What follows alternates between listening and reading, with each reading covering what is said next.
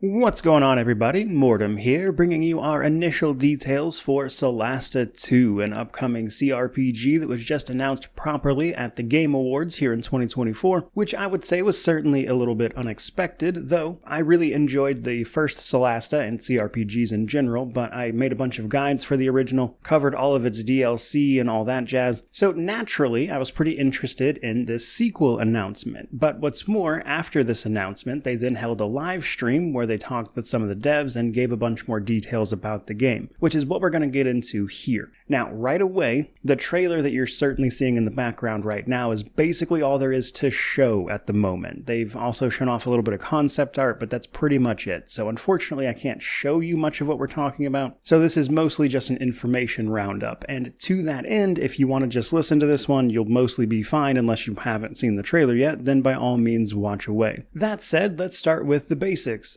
Solasta 2 will be a CRPG set in their own unique world, Solasta, though this time bringing us a fresh campaign about 15 years after the first one on a brand new continent from what I understand. Solasta, the original, was a great interpretation of the 5th edition D&D SRD rule set, adhering as closely to that rule set as possible. It was a really great 5th edition combat simulator in a lot of ways, especially with its pretty awesome 3D grid combat. And then, following on with its DLCs, it got a bunch of fantastic non-linear campaigns that increased the level cap, added classes, and it got a lot of fantastic post-launch support, which seems to have worked out in their favor because it looks like the team over at Tactical Adventures here has grown to about 35, and has a lot more money to spend on improving their game overall. So let's start talking about Solasta 2 specific details. Probably the first one to really note is that they've switched from the Unity engine over to Unreal, and that has given them the capacity to make the game look much better than its original counterpart. Because while Solasta 1 was fantastic, graphically it wasn't the most impressive game in the world by any stretch. Now that said, that comes with some upsides and potentially some downsides, as you might imagine. So right away, with switching engines, they're very much so still in development. A lot of things are having to be remade from the original, as with a different engine comes the need to remake a bunch of assets. And to that end, they are shooting for early access in 2025, but they also mentioned that they should relatively soon have a demo for people to check out and provide feedback on,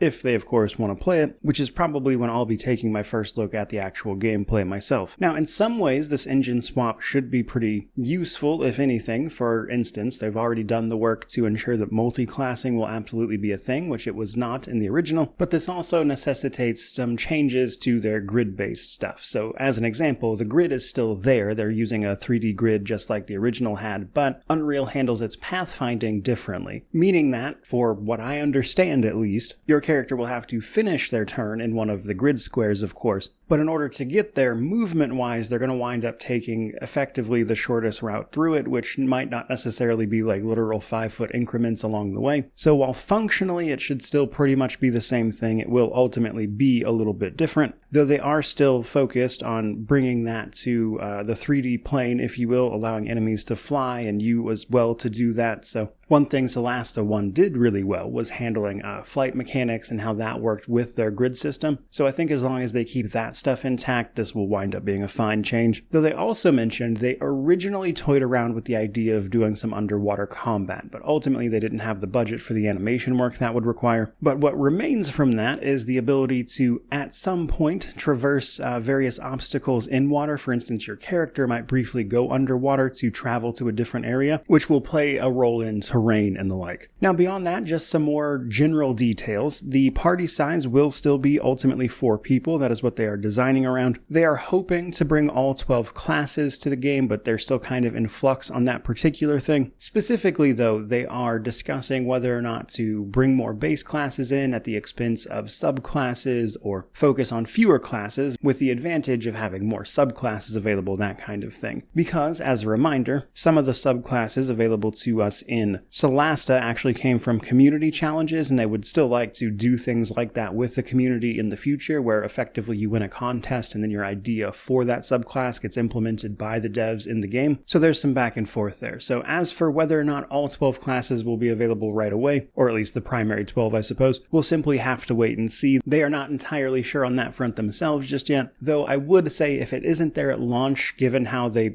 actually did manage to pull them all into Solasta and they kept adding them via DLC and stuff, I would say it's within the realm of possibility that it will happen eventually. What's more, they are hoping to bring Solasta 2 to consoles as well. Solasta 1 wound up on consoles after its initial launch, and they're hoping to use some of that experience to bring it to par right when the game launches, but again, no official confirmation on that just yet. The max level they are currently aiming for is 10 for the launch with the, again, main campaign, but this is another area that Solasta started with as 10 and then it increased over time as they did like DLC and stuff. So this is another area where it's very possible that it will increase with time. And if you're wondering if you can use mods to circumvent that, the next question was mod support. And when it comes to mod support, they're ultimately not sure. Like obviously the level editor and everything was big in Solasta 1, but the issue here is that with the new engine, they have to essentially redo all of that if they want to include it. So they're just not sure if they'll be able to just yet. So we'll simply have to wait and see on that one. But some interesting things this new engine and approach is going to allow them to do is, of course, implement a lot of the non-linear campaigns that they instituted with Solasta DLC. So they're hoping to run with things like that and lead to a more non-linear campaign, especially with the changes to the overworld. Solasta 2 will have an overworld map, but it's much more freeform than Solasta's was, where you were effectively just following roads to set locations. This will allow you to go like tile by tile and both uncover things, while also potentially running into different encounters. And on the note of encounters, Solasta 1 had an overuse, I would say, of various random encounters you might run into. You could see multiple of the same one. And to that end, they're actually trying to both give you more just generally, but also decide how reactive they want that to be to the main story, which I thought was interesting. Basically, they want to see when you start a campaign if they would like to just pre-generate stuff that could happen,